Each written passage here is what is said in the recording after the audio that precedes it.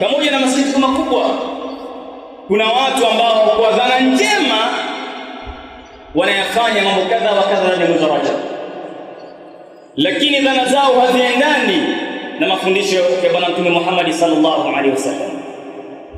Ikhtalafu adh-dhunun bil qawanin, dhana zimetofautiana na kanuni. Dhana lazima ziporomoke hapa. Wanachuoni wameeleza kwamba kuna mambo kadha wa kadha yamezushwa ndani ya mwezi wa Rajab, minha salatu ar-raghaib.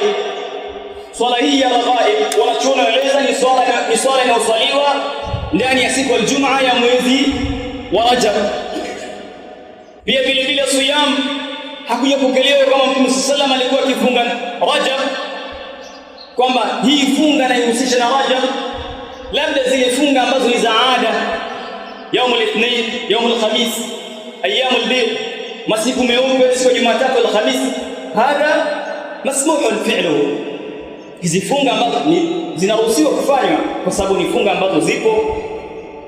Lakini pia vile vile ihtifal bi lailati al-Isra wal Mi'raj, pia vile vile kuna watu ambao wanakusanyika na kufanya sherehe kwamba siku hii ni siku ya Isra na Mi'raj, na mwezi wa Shaaban wa Rajab, kwamba ndiko tukio la Isra na Mi'raj lilipotendeka na Bwana Mtume Muhammad sallallahu alaihi wasallam kwenda huko mbinguni kupokea sala tano na mambo mengine.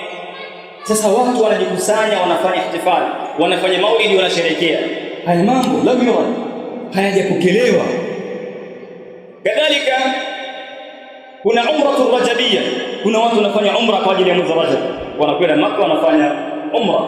Naam, umra ni ibada, lakini usifungamanishe na Rajab, usifungamanishe na Rajab.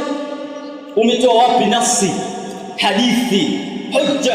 Wanachuoni wamezungumza, hakuna hujja thabita fi hada. Kwa hivyo watu pamoja na hifsi zao na kupa zao, hizo kupa zinatakiwa zidondokee katika mafundisho ya Bwana Mtume Muhammad sallallahu alaihi wasallam. Ikiwa mafundisho hayo hayatafuatwa, basi hakuna ubora wala hakuna thawabu wa kufanya matendo hayo wanayoyafanya.